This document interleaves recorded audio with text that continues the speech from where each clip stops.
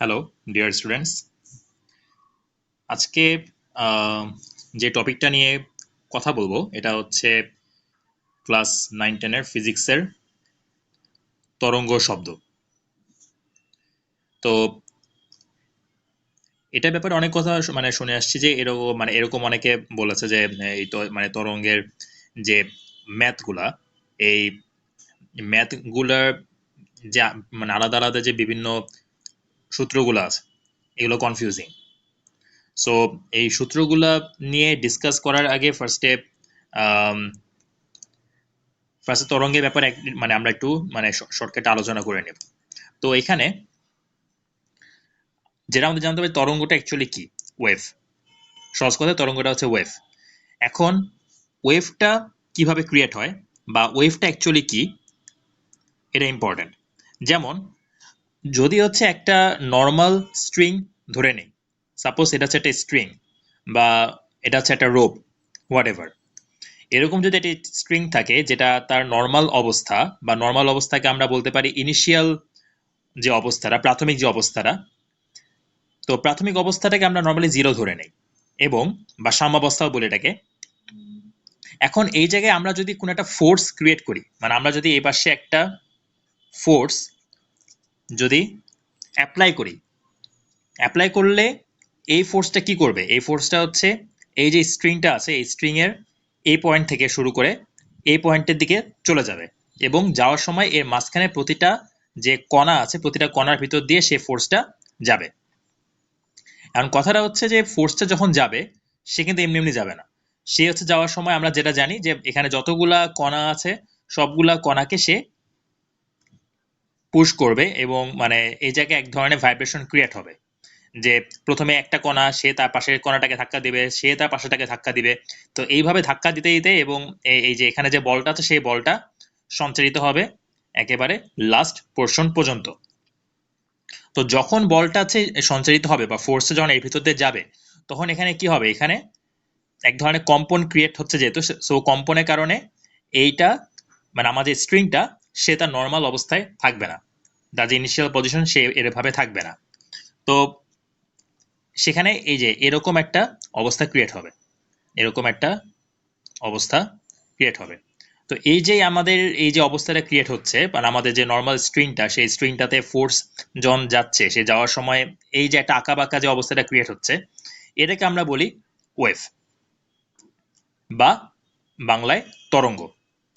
এখন এই যে তরঙ্গটা, সেই তরঙ্গটা কিন্তু ডিপেন্ড করে আমাদের বলটা কতটুকু আমরা দিচ্ছি সেটার উপর। আমাদের যদি বলটা খুবই হালকা, জাস্ট হালকা একটা পুশ হয় বা হালকা যদি একটা বল হয়, তাহলে কিন্তু এটা বেশি দূর পর্যন্ত যাবে না। কিছু দূর পর্যন্ত গিয়ে তারা হচ্ছে এই যে এভাবে আস্তে আস্তে মিলে যাবে। আর যদি বলটা আমি খুব বেশি দেই, তাহলে এখানে আমার ওয়েভের অ্যামাউন্টটা একটু বেশি হবে, ওয়েভটা একটু বেশি হবে এবং এটা অনেক দূর পর্যন্ত স্টে করবে। অনেক দূর পর্যন্ত স্টে করে তারপর একটা সময় গিয়ে সেটা আস্তে আস্তে মিশে যাবে। কিন্তু ডিপেন্ড করে ফোর্সের উপর। ফোর্স কতটুকু দিচ্ছি তার উপর ডিপেন্ড করে আমাদের ওয়েভটা এই জায়গায় কতটুকু হবে। এখন এই যে তরঙ্গ, সে তরঙ্গের এখানে আমরা একটা সবচেয়ে বড় কথা যে এখানে একটা এক্সাম্পল দিতে পারি স্প্রিং এর ক্ষেত্রে। সাপোজ এটা হচ্ছে একটা স্প্রিং, এটা হচ্ছে একটা নর্মাল অবস্থায় স্প্রিং, ঠিক আছে? তো এখন এই স্প্রিং এ আমরা যদি হচ্ছে একটা সাইড, এই সাইডটা ধরে যদি আমরা টান দেই, এটা কিন্তু নর্মাল অবস্থায় আছে, একে যদি আমরা টান দেই, টান দিলে কি হবে? টান দিলে সেই স্প্রিংটা এভাবে প্রসারিত হবে, এইভাবে সে প্রসারিত হবে। সাপোজ এটা ফোর্স দেওয়ার কারণে স্প্রিংটা প্রসারিত হচ্ছে, তার তার নর্মাল অবস্থায় ছিল এই যে এতটুকু, তাহলে এখান থেকে তার লেন্থ বেড়ে হয়ে গেল হচ্ছে এখন এতটুকু, এবং লেন্থ আমার বাড়লো কতটুকু? এই যে এক্স। সাপোজ আমি এটাকে ধরে নিলাম এক্স। এই এক্সটা হচ্ছে আমার এক্স পর্যন্ত প্রসারিত হলো। আমি যখন হচ্ছে বলটা ছেড়ে দিব, ফোর্সটা আমি যখন ছেড়ে দেবো, সেটা আবার সংকুচিত হয়ে যাবে, সংকুচিত হয়ে এই যে আবার আগের অবস্থায় ফিরে আসবে। তবে আগের অবস্থায় একবারে ফিরে আসবে না, একবারে ফিরে আসবে না, কারণ এ যখন এভাবে সংকুচিত হচ্ছে সেই জায়গায় একটু আবার মানে একটু কিছুক্ষণ পর্যন্ত কম্পনটা হতে থাকবে, ঠিক আছে? এই কিছুক্ষণ পর্যন্ত কম্পনটা হতে হতে হতে হতে একটা সার্টেন টাইম পর সে কম্পনটা থেমে যাবে এবং তখন তার একদম পুরোপুরিভাবে তার ইনিশিয়াল অবস্থায় সে চলে আসলো। তার এখানে আমরা যখন ফোর্সটা অ্যাপ্লাই করলাম, আমরা যখন টানলাম, এখানে কি হলো এই জায়গাটায় প্রসারণ। আবার আমরা যখন ফোর্সটা ছেড়ে দিব, ফোর্সটা ছেড়ে দিলে এটা আছে আবার তার আগের অবস্থায় এভাবে এভাবে চলে আসছে। সো এখানে সংকোচন। ঠিক আছে, এই সেম জিনিসটা কিন্তু চলতে থাকে, কিছুক্ষণ পর্যন্ত চলতে থাকবে এবং একটা সার্টেন টাইম পর যখন ফ্রিকশনের কারণে মানে ঘর্ষণের কারণে যখন বলটা পুরোভাবে শেষ হয়ে যাচ্ছে, পুরোভাবে বা বাধাপ্রাপ্ত হচ্ছে, তখন তার মানে এই সংকোচন প্রসারণটাও একেবারে শেষ হয়ে যাবে এবং সে তার প্রাথমিক যে অবস্থাটা সাম্যাবস্থা সেখানে ফিরে আসবে। এইটা হচ্ছে এক ধরনের, এটাও কিন্তু এক ধরনের মানে সরলছন্দী স্পন্দন বা তরঙ্গ আমরা বলতে পারি। ঠিক আছে, এটা এক ধরনের তরঙ্গ অথবা সরলছন্দিত স্পন্দন। সেটা আমরা মানে পরে আবার আলোচনা করবো। সিম্পল হারমোনিক মোশন যেটা, যে এই যে মানে পিরিয়ডিক, এই যেমন ধরো এখানে মানে প্রসারণ হচ্ছে, সংকোচন হচ্ছে, প্রসারণ হচ্ছে, সংকোচন হচ্ছে। আবার এটার ক্ষেত্রে এই যে তরঙ্গ শীর্ষে যাচ্ছে, তরঙ্গ পাদতে যাচ্ছে, আবার তরঙ্গ শীর্ষে যাচ্ছে, তরঙ্গ পাদতে যাচ্ছে। এটাও কিন্তু এক ধরনের সিম্পল হারমোনিক মোশন, আবার তরঙ্গ। এখন তরঙ্গের ক্ষেত্রে আমাদের কতগুলা ফ্যাক্টর খুব ইম্পর্টেন্ট, যেটা মানে মাথায় রাখতে হবে। সাপোজ আমি এখানে একটা স্ট্রিং ধরে নিলাম আগে থেকে, এবং ধরে নিলাম যে এখানে একটা তরঙ্গ, এটা তরঙ্গ। তো হচ্ছে এটা হচ্ছে আমাদের মানে প্রথম অবস্থা, এটা যে জিরো জিরো অবস্থাটা, এবং এখান থেকে আমাদের তরঙ্গটা শুরু হচ্ছে। ঠিক আছে, তো তরঙ্গের ক্ষেত্রে ফার্স্ট যে মানে সংজ্ঞাটা আমাদের জানতে হবে, মানে তরঙ্গের ক্ষেত্রে ফার্স্ট যেটা আমাদের জানতে হবে এটা হচ্ছে তরঙ্গ দৈর্ঘ্য। তরঙ্গ দৈর্ঘ্যটা অ্যাকচুয়ালি কি? তরঙ্গ দৈর্ঘ্য হচ্ছে তার মধ্যে এই যে তরঙ্গে দেখো, তরঙ্গে কিন্তু প্রতিটা এই যে এ পয়েন্ট যেগুলা, এই যে এ পয়েন্ট এগুলোকে আমরা বলি তরঙ্গ শীর্ষ। ঠিক আছে, এগুলোকে আমরা বলি তরঙ্গ শীর্ষ। আর এই যে একেবারে মানে বটম পয়েন্ট যেটা, এটাকে আমরা বলি তরঙ্গ পাদক। ঠিক আছে, তো পরপর দুইটা যে তরঙ্গ শীর্ষ, সাপোজ এটা একটা, এটা একটা, এই দুইটা তরঙ্গ শীর্ষের শীর্ষ এদের মাঝখানে যে দূরত্ব, এটাকে বলতে তরঙ্গ দৈর্ঘ্যকে আমরা নরমালি বলি ল্যামডা। ঠিক আছে, এটা হচ্ছে তরঙ্গ দৈর্ঘ্য। তাহলে এখানে আমি লিখলাম তরঙ্গ দৈর্ঘ্য হচ্ছে ল্যামডা। আবার আমরা এটাও বলতে পারি যে পরপর যে দুইটা তরঙ্গ পাদো তাদের মধ্যেও দূরত্বটা কিন্তু হচ্ছে ল্যামডা, মানে তরঙ্গ দৈর্ঘ্য। ঠিক আছে, তাহলে পরপর দুইটা তরঙ্গ শীর্ষের মধ্যে দূরত্বটাও তরঙ্গ মানে তরঙ্গ দৈর্ঘ্য, আবার পরপর দুইটা তরঙ্গ পাদের মধ্যে দূরত্বটাও কিন্তু তরঙ্গ দৈর্ঘ্য। এখন নেক্সট যে টপিক সেটা হচ্ছে তরঙ্গ বিস্তার। ঠিক আছে, তরঙ্গ বিস্তার। এই দুটা এখানে দুটা জিনিস আছে, দুটা টপিক, একটা হচ্ছে তরঙ্গ বিস্তার, একটা হচ্ছে তরঙ্গ উচ্চতা। এই দুটা অনেক সময় কনফিউজিং হয়। তরঙ্গ বিস্তার কোনটা? তরঙ্গ বিস্তারটা হচ্ছে এই যে সাম্যাবস্থা, এই যে সাম্যাবস্থা, এই সাম্যাবস্থা থেকে তরঙ্গ শীর্ষ পর্যন্ত যে দূরত্বটা, এই যে ডিস্টেন্স, এই ডিস্টেন্সটাকে বলা হয় তরঙ্গ বিস্তার অথবা ওয়েভ অ্যামপ্লিটিউড। তাহলে আমরা এইটাকে নরমালি লিখি হচ্ছে এ হিসাবে, এ তরঙ্গ বিস্তার যেটা, এটাকে আমরা বলি এ। আবার বলি এই যে সাম্যাবস্থা থেকে তরঙ্গ শীর্ষ পর্যন্ত, আমরা এর উল্টাও বলতে পারি যে সাম্যাবস্থা থেকে তরঙ্গ পাদ পর্যন্ত যে ডিস্টেন্সটা, এটাকেও কিন্তু তরঙ্গ বিস্তার বলা হয়। মোট কথা সাম্যাবস্থা থেকে আমাদেরকে হিসাবটা করতে হবে, সাম্যাবস্থা থেকে তরঙ্গ শীর্ষ পর্যন্ত দূরত্বটা। আর তরঙ্গ উচ্চতা যেটা, এটা হচ্ছে কোন একটা তরঙ্গের একেবারে যে লোয়েস্ট পয়েন্ট, তার মানে যে তরঙ্গ পাদ যেটা একেবারে লোয়েস্ট পয়েন্ট, এখান থেকে একেবারে হাইয়েস্ট পয়েন্ট পর্যন্ত যেই ডিস্টেন্সটা, এটাকে বলা হয় তরঙ্গ উচ্চতা বা ওয়েভ হাইট, যেটাকে আমরা এইচ বলি। তাহলে আমি যদি এখানে ডট ডট করে দেই, এই পয়েন্টটা থেকে একেবারে এই পয়েন্ট, এই পুরা যে ডিস্টেন্স, এটাকে বলা হয় হচ্ছে এইচ, বা যে আমাদের এখনকার যে মানে টপিক, এটা হচ্ছে পর্যায়কাল, যেটাকে আমরা নর্মালি হচ্ছে লিখি ক্যাপিটাল টি। পর্যায়কাল কোনটা? যে এই যে তরঙ্গ দৈর্ঘ্য, এই যে একটা পুরো একটা পর্যায়, মানে একটা পর্যায় মানে একটা পর্যায়ের দৈর্ঘ্যটাকে তো আমরা তরঙ্গ দৈর্ঘ্য বলি। তাহলে এই যে তরঙ্গ দৈর্ঘ্য, এটা অতিক্রম করতে যতটুকু সময় লাগবে, তার মানে একটা পর্যায়ে পুরাটা অতিক্রম করতে কতটুকু সময় লাগবে, সেটা হতে পারে এই পয়েন্ট থেকে যদি আমরা পর্যায়টা কাউন্ট করা শুরু করি, তাহলে এইভাবে শুরু হয়ে এইভাবে হয়ে এইভাবে একটা সাইকেল শেষ হয়ে গেল। আবার এখান থেকে একটা সিমিলার সাইকেল শুরু হলো, এই যে এভাবে এভাবে। তাহলে এই যে সাইকেলটা, এই সাইকেলটা পুরাটা কমপ্লিট হতে আমার যতটুকু টাইম লাগবে সেটাকে বলা হয় পর্যায়কাল। তার মানে পর্যায়কাল হচ্ছে এমন একটা সময়, যে সময় আমার জাস্ট একটা সাইকেল কমপ্লিট হয়। আমি যদি এখান থেকে হিসাব করা শুরু করি, তাহলে আমার কিন্তু পর্যায় এখানে শেষ হয়। আমি যদি এটা থেকে এক স্টেপ পর এই যে এখান থেকে যদি আমি হিসাব করা শুরু করি, তাহলে আমার পর্যায়টা শেষ হয় কোন জায়গায়? এই জায়গাটায়। ঠিক আছে, তার মানে এই যে এখান থেকে এই পর্যন্ত দূরত্বটা কি আমাদের তরঙ্গ দৈর্ঘ্য। তার মানে এই তরঙ্গ দৈর্ঘ্য অতিক্রম করতে সময় লাগে হচ্ছে পর্যায়কাল। তরঙ্গ দৈর্ঘ্য অতিক্রম করতে যে সময়টা লাগে সেটা পর্যায়কাল। তার মানে এটা দূরত্ব আর ওটা হচ্ছে সময়। তো দূরত্ব আর সময়টা যখন আমরা শুনি তখন আমাদের কিন্তু মাথায় একটা জিনিস আসে, এটা হচ্ছে তরঙ্গ বেগ, মানে মোট কথা বেগের কথাটা মাথায় আসে। ঠিক আছে, কারণ বেগ মানে আমরা কি জানি? বেগ মানে হচ্ছে ডিস্টেন্স বাই টাইম, দূরত্ব বাই সময়। তাহলে এই জায়গায় আমাদের ডিস্টেন্সটা কি? তরঙ্গ দৈর্ঘ্য মানে ল্যামডা। তাহলে এই এতটুকু দূরত্ব অতিক্রম করতে আমাদের সময় যেটা লাগে তাকে আমরা কি বলি? পর্যায়কাল। তার মানে একটা পর্যায় সম্পন্ন করতে পর্যায়কাল পরিমাণ সময় লাগে।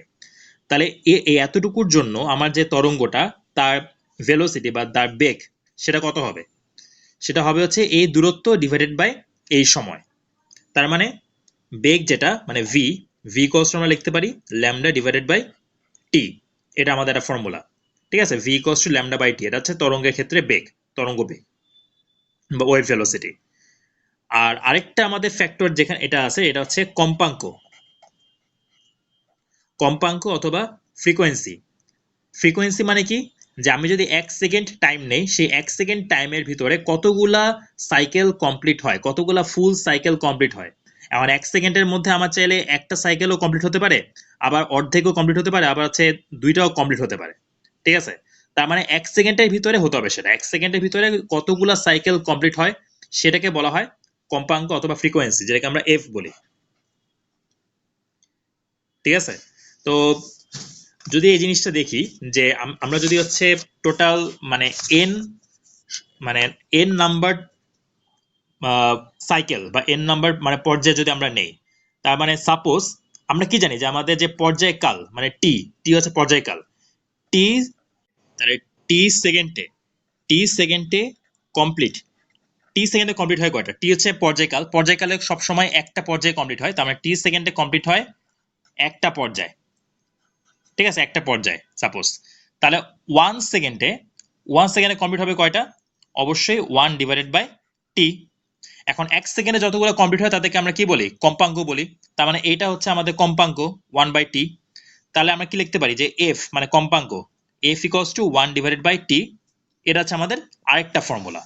এবং এখান থেকে আমরা আরেকটা ফর্মুলা লিখতে পারি, টি কে যদি আমরা জাস্ট এদিকে ক্রস মাল্টিপ্লিকেশন করি তাহলে F T equals to 1, another formula হয়ে গেল। তো এটা হচ্ছে আমাদের কম্পাঙ্ক আর পর্যায়কালের মধ্যে সম্পর্কটা। ওকে, আমরা হচ্ছে এফ ইকুয়ালস যেমন 1 বাই টি লিখতে পারি, তেমনি সেম ভাবে টি ইকুয়ালস টু আমরা 1 বাই এফ।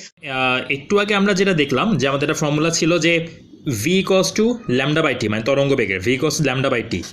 তো আমরা যদি এই ফর্মুলাটাকে এখানে লিখি যে V equals to lambda by T, এটাকে চাইলে তো আমরা এভাবে লিখতে পারি যে ল্যামডা ইন্টু 1 ডিভাইডেড বাই টি।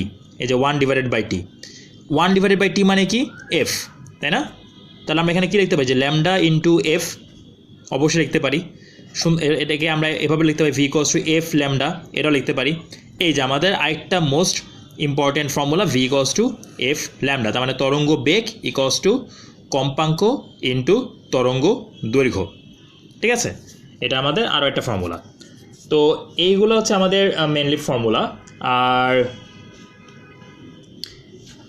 এখানে এর মধ্যে কিন্তু আমাদের অনেক কিছুই পড়ে, এই যে শব্দ, তারপর হচ্ছে যে আলো, এগুলো সবই কিন্তু আমাদের তরঙ্গের মধ্যে পড়ে।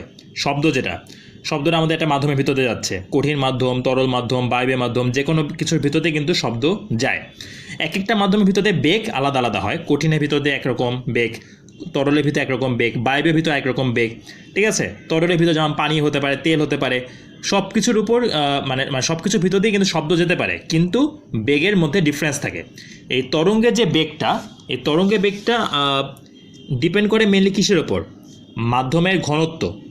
ঠিক আছে, মাধ্যমের ঘনত্ব, যেটাকে আমরা মানে যেমন ধরো হচ্ছে কঠিন পদার্থে একরকম ঘনত্ব হয়, তরলে একরকম ঘনত্ব হবে, আবার এক এক রকম তরলের ঘনত্ব এক এক রকম। আরেকটা হচ্ছে মাধ্যমের টেম্পারেচার। ঠিক আছে, মাধ্যমের টেম্পারেচারের উপর ডিপেন্ড করে যে কখন কোন জায়গায় কীরকম টেম্পারেচার আছে। তো আমরা জানি যে কোনো একটা জায়গায় যদি টেম্পারেচার বেড়ে যায়, তাপমাত্রা যদি বেড়ে গেলে কিন্তু সে জায়গায় ঘনত্বটা কমে যায়। ঠিক আছে, ঘনত্বটা কমে যায়।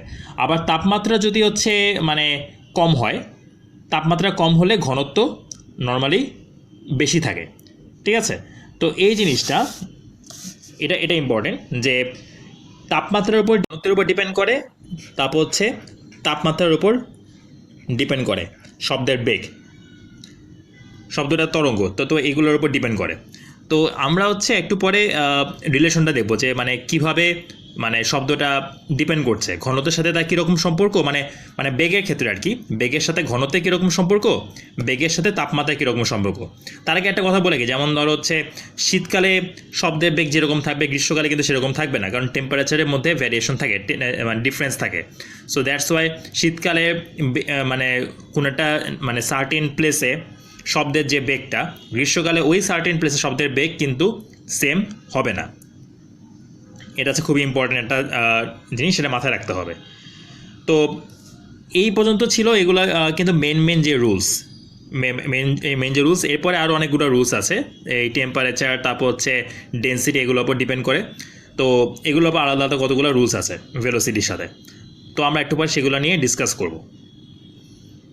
আরও একটা কথা মানে বলে রাখা খুবই ইম্পর্ট্যান্ট যে তাপমাত্রা মানে আমরা যেটা দেখলাম যে তাপমাত্রা ঘনত্বের সাথে ব্যস্তানুপাতিক, তার মানে তাপমাত্রা অবশ্যই বেগের সাথে সমানুপাতিক হবে, মানে বেগ তাপমাত্রার সাথে সমানুপাতিক হবে। তার মানে তাপমাত্রা যদি বেশি তাহলে এখানে শব্দের বেগটাও হয়ে যাবে বেশি। এখন এই জায়গায় কিন্তু আমাদের একটা সম্পর্ক আছে, সেটা হচ্ছে যে আমাদের যে শব্দের বেগ, এই শব্দের বেগটা is proportional to root over of তাপমাত্রা, ঠিক আছে এটা। এবং এই জায়গায় আরেকটা জিনিস মাথায় রাখতে হবে যে ঘনত্বের সাথে সম্পর্কটা কীরকম, যে বেগ যেটা এটা is proportional to 1 divided by root over ঘনত্ব। ওকে, তো বেগ হচ্ছে ঘনত্বের বর্গমূলের ব্যস্তানুপাতিক আর তাপমাত্রার বর্গমূলের সমানুপাতিক। তো এটা আমাদের মাথায় রাখতে হবে। এখন এটা হচ্ছে আমাদের ওভারঅল যে মানে রিলেশনটা, বেগ তারপর হচ্ছে তাপমাত্রা ঘনত্ব, এদের মধ্যে ওভারঅল রিলেশনটা হচ্ছে এটা। এখন এটা ছাড়া এই জায়গায় আরেকটা জিনিস যেটা ইম্পর্টেন্ট, আমি যেটা মানে এর আগে মানে পেজে অলরেডি বলেছি, এখানে আমি একটা জিনিস দেখাই দিই যে যদি আমাদের এই ধরনের কোনো ম্যাথ থাকে, সাপোজ আমাদের এখানে একটা মানে ওয়েভ এভাবে দেখানো আছে, তো আমাদের এভাবে সাপোজ এই জায়গায় 0 দেওয়া আছে, এই জায়গায় 1 দেওয়া আছে, এই জায়গায় 2 দেওয়া আছে, এই জায়গায় 3 দেওয়া আছে, আবার এদিক থেকে এদিকে চলে গেল, এই জায়গায় 4 দেওয়া আছে। তো আমাদের যদি হচ্ছে এই জায়গায় ওয়েভলেন্থ যদি বের করতে বলে, আমাদের কিন্তু নর্মালি এই যে এক্স অ্যাক্সিস বরাবর কিন্তু আমরা নর্মালি ইউজ করি সময়, ঠিক আছে। এক্সেসিভ বরাবর আমরা সময় ইউজ করি, যে তোমার এখানে মানে আমাদের এখানে 0 থেকে শুরু হচ্ছে, 1 2 3 4 এগুলো সবগুলো কিন্তু সময়। তো এখানে যেই মানে সময়টা নর্মালি বলা হয় যে এখান থেকে শুরু করে এই পর্যন্ত যে কতটুকু সময় এই জায়গায় লাগলো, ঠিক আছে। তো আমাদের যদি এটা 1 হয়, এটা যদি 0 হয়, তাহলে ঠিক এই মাঝামাঝি বরাবর আমরা এই পয়েন্টটাকে ধরতে পারি 0.5। তেমনি এখানে 2 আর এখানে 3, তাহলে এই মাঝামাঝি বরাবর পয়েন্টটাকে আমরা ধরতে পারি 2.5। তাহলে 0.5 থেকে 2.5 এর মাঝখানে আমাদের ডিফারেন্স কত? নিশ্চয়ই 2। তার মানে আমাদের যেটা পর্যায়কাল, ওকে, আমরা তো এটাকে পর্যায়কালই ধরছি, সময়টা এটা পর্যায়কাল। তাহলে দুইটা তরঙ্গ শীর্ষ, এদের মাঝখানে সময়টা পর্যায়কাল, তাহলে 2 সেকেন্ড। এখান থেকে আমরা পেয়ে গেলাম 2 সেকেন্ড। আর সাপোজ আমাদের এখানে দেওয়া হচ্ছে 0.2, এখানে দেওয়া হচ্ছে মানে সরি এখানে -0.2, এখানে দেওয়া হচ্ছে 0.2। যদি আমাদের এই জায়গায় বিস্তার বের করতে বলে, আমি একটু আগে কি বললাম, বিস্তার মানে কি, এই সাম্যাবস্থা থেকে তরঙ্গ শীর্ষ পর্যন্ত যে দূরত্ব, তাহলে সাম্যাবস্থায় ছিল 0, তরঙ্গ শীর্ষে 0.2, ডিফারেন্স কত? 0.2। তার মানে এই যে আমাদের ফিগারটা, এই ফিগারে বিস্তারটা কত? 0.2। ওকে, তো এটা হচ্ছে আমাদের এই জায়গার রুলটা। আমরা যদি এখান থেকে সময় মানে পর্যায়কালটা যদি পেয়ে যাই, সময়টা যদি পেয়ে যাই, দেন এখান থেকে তো আমরা অটোমেটিক্যালি ফ্রিকোয়েন্সি পেয়ে যাবো, কারণ ফ্রিকোয়েন্সি ইকুয়ালস টু আমরা জানি যে 1 divided by time period. So আমরা ফ্রিকোয়েন্সি পেয়ে যাব। দেন আমরা যদি ডিস্টেন্স জানলে আমাদের যদি ডিস্টেন্স মানে আমাদের যদি ওয়েভ লেন্থ জানা থাকে, তো আমরা সেখান থেকে ভেলোসিটিও পেয়ে যাব, ঠিক আছে। তো আরেকটা জিনিস আমি এই জায়গায় বলি, আমাদের নর্মালি যেই সিম্পল হারমোনিক মোশন বা সরল সন্ধিত স্পন্দন যেটাকে আমরা বলি, সিম্পল হারমোনিক মোশন। এটার ক্ষেত্রে আমাদের একটা খুবই কমন নিয়ম হচ্ছে এফ ইকুয়ালস টু মাইনাস কে এক্স, যেখানে কে হচ্ছে স্প্রিং ধ্রুবক বা স্প্রিং কনস্ট্যান্ট, ঠিক আছে, স্প্রিং কনস্ট্যান্ট। এটা বিভিন্ন স্প্রিংয়ের ক্ষেত্রে এটা মানে টুকটাক ভ্যারি করতে পারে, জাস্ট মানে সামান্য ভ্যারি করতে পারে। এক্সটা কি অ্যাকচুয়ালি, এক্সটা হচ্ছে তুমি মানে যতটুকু এখানে ডিসপ্লেস করছো। হ্যাঁ, তো আমি যদি এখানে একটা স্প্রিং ধরি, ঠিক আছে, এটা যদি একটা স্প্রিং ধরি, এটা আমি যতটুকু এখানে ডিসপ্লেস করলাম এটা আমার ইনিশিয়াল পজিশন, এটা আমার ফাইনাল পজিশন সাপোজ। তাহলে এই দুইটা পজিশনের মাঝখানে আমার যে মানে যতটুকু আমি এক্সটেন্ড করলাম সেটা হচ্ছে এক্স। ওকে, আর আমি তো এটা যখন এক্সটেন্ড করব অবভিয়াসলি আমার এই জায়গায় একটা ফোর্স অ্যাপ্লাই করা লাগবে, তো সেই ফোর্সটা হচ্ছে এই জায়গায় এফ। এখন এই স্প্রিংটা মানে মানে এই জায়গায় তুমি মানে যতটুকু মানে ফোর্স অ্যাপ্লাই করতে হবে সেটা ডিপেন্ড করে কার উপর, ডিপেন্ড করে হচ্ছে স্প্রিং কনস্ট্যান্টের উপর, ঠিক আছে। এখানে একটা জিনিস আমি একটা এখানে ক্লিয়ার করি, স্প্রিংটা ধর আমি সাপোজ এই পর্যন্ত নিয়ে আসলাম, নিয়ে এসে আমি এটাকে ছেড়ে দিলাম, ছেড়ে দিলে এটা কিছুক্ষণ পর্যন্ত এভাবে নড়বে, নড়তে নড়তে আস্তে আস্তে ওই তার যে ভাইব্রেশন কমতে কমতে একটা পর্যায়ে গিয়ে সে নর্মাল হয়ে যাবে। এটা কেন হয়? এটা হয় ফ্রিকশনের কারণে। তো সে যখন এভাবে মুভ করার সময় তো ওই জায়গায় একটা ফ্রিকশন তৈরি হচ্ছে, একটা ঘর্ষণ হচ্ছে। তো এই যে তোমার ফ্রিকশনটা হচ্ছে, ফ্রিকশনটার কারণে, ফ্রিকশন মানে কি, ফ্রিকশন মানে কিন্তু এক ধরনের বাধা। তো বাধাটা যখন সে পাচ্ছে, পেলে তো তার মানে স্পিডটা তো একটা সময় কমে যাবে, এবং কমতে কমতে সে তার নর্মাল যে অবস্থাটা সেই নর্মাল অবস্থায় ফিরে আসে।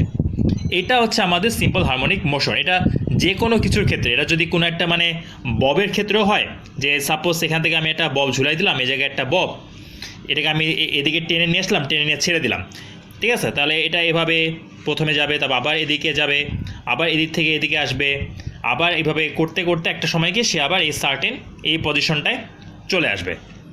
এটা ববের ক্ষেত্রে এভাবে এভাবে এভাবে এভাবে এভাবে করতে করতে এই জায়গায় চলে আসবে।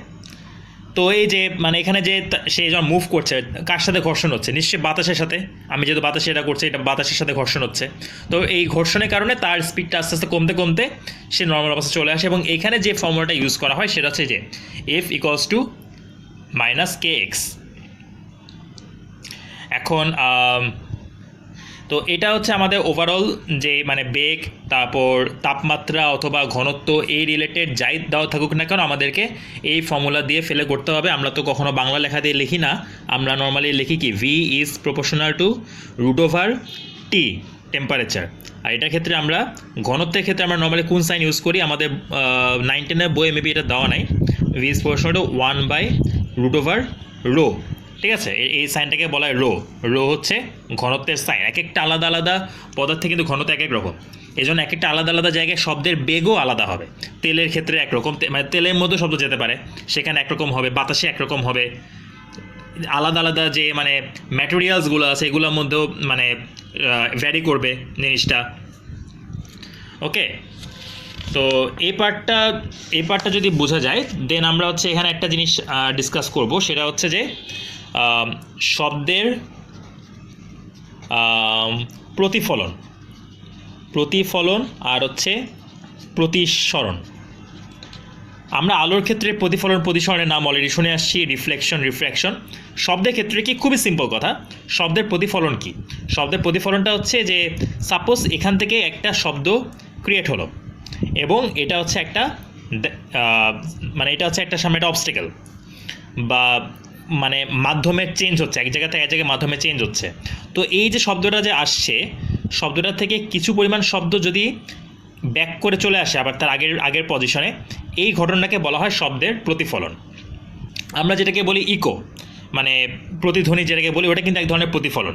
কারণ আমি এখানে একটা শব্দ ক্রিয়েট করছি, সেই শব্দটা এখানে মানে বাধা পেয়ে আবার উল্টা দিকে ফিরে আসছে, তখন আমি সেই শব্দের ইকোটা শুনতে পাচ্ছি, ঠিক আছে। আর প্রতিসরণটা কি? প্রতিসরণটা হচ্ছে যতটুকু শব্দ এই মাধ্যমটাকে ভেদ করে চলে যায়। ওকে, যেমন সাপোজ সহজ কথা আমি যদি বলি যে তুমি যদি ঘরের ভিতর থেকে যদি শব্দ মানে তৈরি করো, তুমি যদি চিল্লাও, বাইরে থেকে কেউ একজন মানে শুনতে পারবে, বাট ধরো মানে কিছুটা আস্তে শুনতে পারবে, কারণ তোমার এখানে মানে তুমি এখানে আসো ঘরের ভিতরে, বাইরে কেউ একজন আছে, এখন এখানে তো মানে দেওয়ালে বাধাটা তো অনেক কিছু আছে, সে শুনতে পারবে, বাট তুমি এখানে যতটুকু শব্দ ক্রিয়েট করছো সেই শব্দটা কিন্তু পুরোপুরিভাবে সে পাবে না, কিছুটা কম পাবে।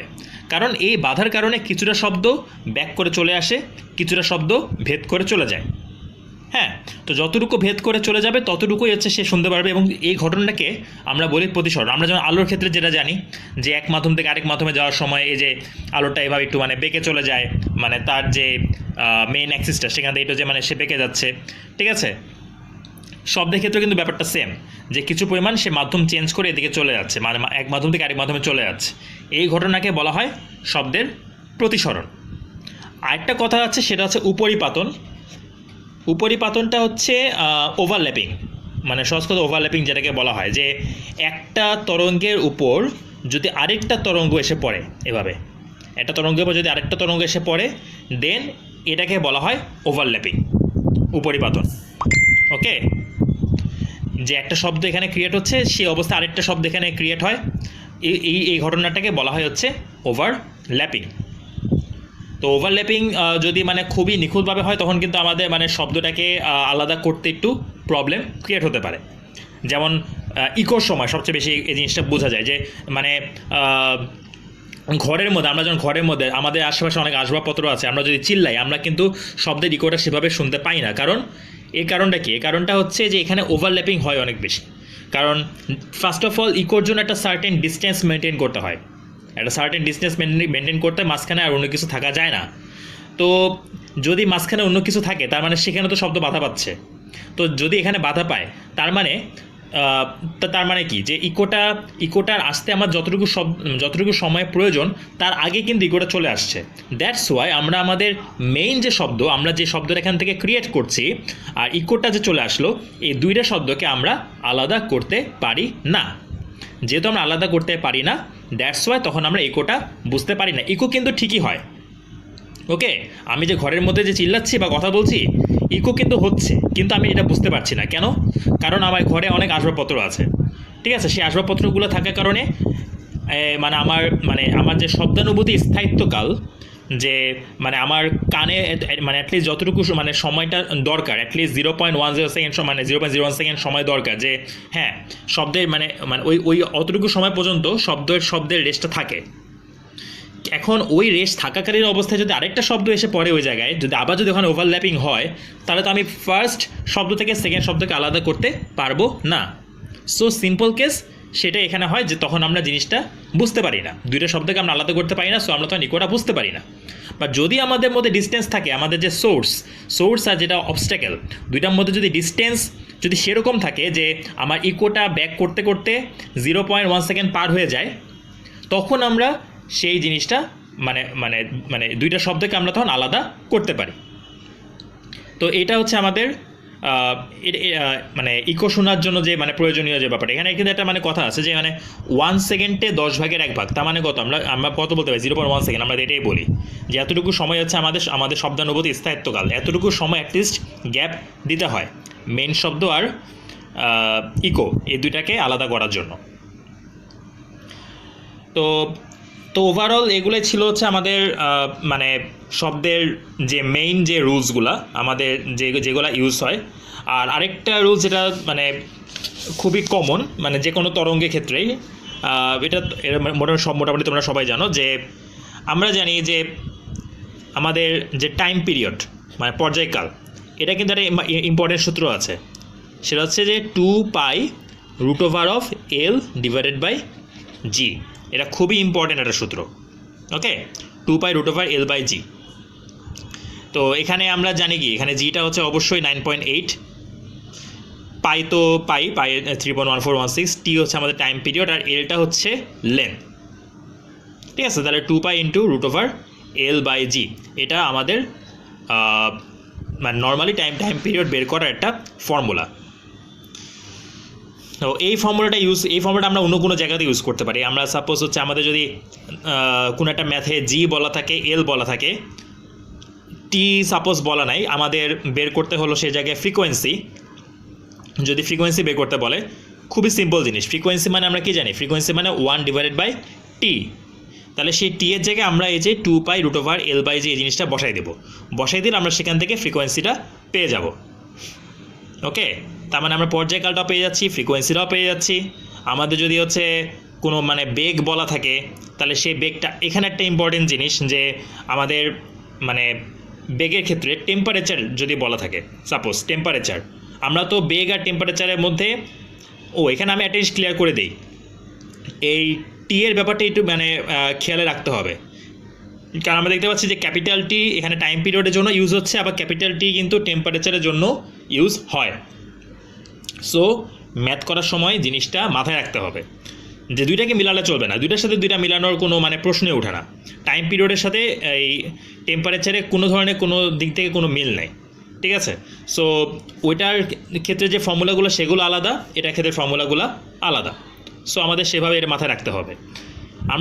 আমাদের টেম্পারেচারের ফর্মুলাটা আমরা কখন ইউজ করি? ভেলোসিটি বের করার জন্য।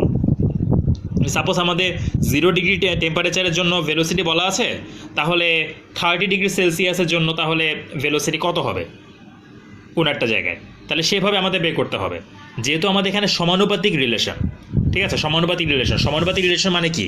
আমি যদি অনেকগুলা মানে টেম্পারেচার ধরি, T1, T2, T3, এবং T1-এর জন্য যদি ভেলোসিটি V1 হয়, T2 এর জন্য যদি V2 হয়, T3 এর জন্য যদি V3 হয়, তাহলে আমরা এটাকে কী বলতে পারি যে V1, মানে যেহেতু এটা সমানুপাতিক মানে কি V1 is proportional two T1, তাই না? তার মানে আমরা এটাকে কী বলতে পারি যে T1টাকে আমি যদি নিচে নিয়ে আসি এদিকে V1-এর নিচে, তাহলে V1 ডিভাইডেড বাই T1। একইভাবে V2 divided by T2 equals to V3 divided by T3 equals to dot dot dot dot করে আরও অনেক কিছু আমরা এখানে লিখতে পারি, Vn ডিভাইডেড বাই Tn পর্যন্ত আমরা লিখতে পারি, অনেক কিছু লিখতে পারি। সো এটা হচ্ছে আমাদের ফর্মুলা। সাপোজ আমাদের 0 ডিগ্রি সেলসিয়াস বলা আছে, 30 ডিগ্রি সেলসিয়াস বলা আছে, 0 ডিগ্রির জন্য ভেলোসিটি বলা আছে, 30 ডিগ্রির জন্য ভেলোসিটি বলা নেই, তখন আমাদেরকে এই ফর্মুলাটা ইউজ করে ভেলোসিটি বের করতে হবে, এবং অবভিয়াসলি ডিগ্রি সেলসিয়াসকে কেলভিনে কনভার্ট করতে হবে, এটা মাস্ট। ডিগ্রি সেলসিয়াসকে আমরা অবশ্যই কেলভিনে কনভার্ট করব, কারণ আমাদেরকে সব কিছু SI ইউনিটে করতে হবে। নর্মালি আমরা কেলভিনেই সব কিছু মানে করি, মানে আমরা আমাদের যে কোনো হিসাব নিকাশ আমাদের কেলভিনে করলে আমাদের জন্য সুবিধা, ঠিক আছে?